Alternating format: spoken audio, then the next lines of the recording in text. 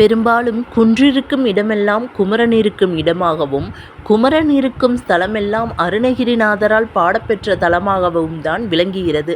அப்படிப்பட்ட விராலிமலையும் அருணகிரிநாதரால் புகழ்பெற்ற ஒரு தலமாகத்தான் விளங்குகிறது. இங்கு முருகப்பெருமான் அருணகிரிநாதருக்கு வேடன் ரூபத்தில் வந்து காட்சி தந்ததாக கூறப்படுகிறது.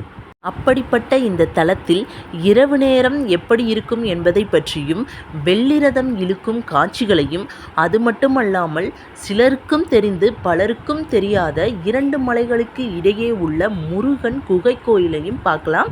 வீடியோவை ஸ்கிப் பண்ணாமல் பாருங்கள். இப்போ வாங்க வீடியோக்குள்ளே போகலாம். இந்த விராலிமலை மதுரைக்கும் திருச்சிக்கும் இடையில் உள்ள புதுக்கோட்டையில் அமைந்துள்ளது. சுமார் 207 படிக்கட்டுகளை தாண்டினா நம்ம முருகப்பெருமானை தரிசனம் பண்ணலாம்.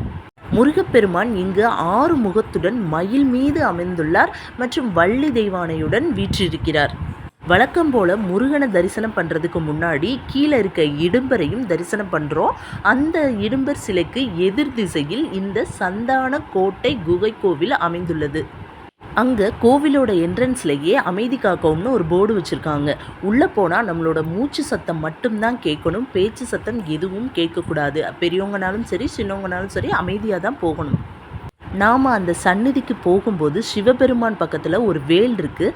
அதை தரிசனம் பண்ணிவிட்டு கொஞ்சம் தூரம் மேலே போனோம் அப்படின்னா ஒரு மலைக்குள்ளே போகணும். ஆனால் அதில் நடந்து போக முடியாது, குனிந்து தான் போகணும். அப்படி போகும்போது அங்கே ஒரு விநாயகர், குட்டி விநாயகர் சிலை இருக்குது. இன்னும் கொஞ்சம் தள்ளி ஒரு முருகன் சிலையும் இருக்குது. அதற்கு மேலே ஒரு 10 படிக்கட்டுகள் போனோம் அப்படின்னா அங்கே ஆறுமுக கடவுள் இருக்கார். அவர் பின்னாடி பெரிய ஒரு அருணகிரிநாதரோட ஃபோட்டோவும் அங்கே வச்சுருக்காங்க.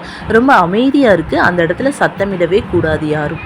அந்த குகையில் நாம் கொஞ்ச நேரம் தியானம் பண்ணிட்டு மேலே வரும்போது அங்கே நடந்த ஒரு உண்மை சம்பவத்தை சிற்பமாக வடித்து வச்சுருக்காங்க. அதாவது ஒரு வணிகருக்கு கோர்ட்டில் வந்து மயிலே சாட்சி சொன்னதாகவும் இங்கு ஒரு கருத்து நிலவுகிறது. திரும்பவும் கொஞ்சம் படிக்கட்டுகள் ஏறி மேலே வரணும். கோபுர தரிசனம் பண்ணிட்டு நம்ம ஆறுமுக கடவுளை தரிசனம் பண்ணலாம். ஆறுமுக கடவுள் வள்ளி தெய்வானையுடன் வீற்றிருக்கிறார்.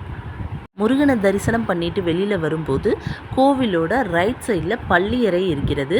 கோவிலை சுற்றி தட்சிணாமூர்த்தி, சண்டிகேஸ்வரர், நவகிரகம், சனி பகவான் இப்படி பல சன்னிதிகள் வெள்ளி செவ்வாய்க்கிழமைகளில் சுமார் 7 மணி அளவில் கோவிலுக்கு போனீங்களுக்கு டைம் கிடைக்கிறப்ப இந்த நீர்களுக்கு நேர தரிசனம் பண்ணிட்டு வாங்க.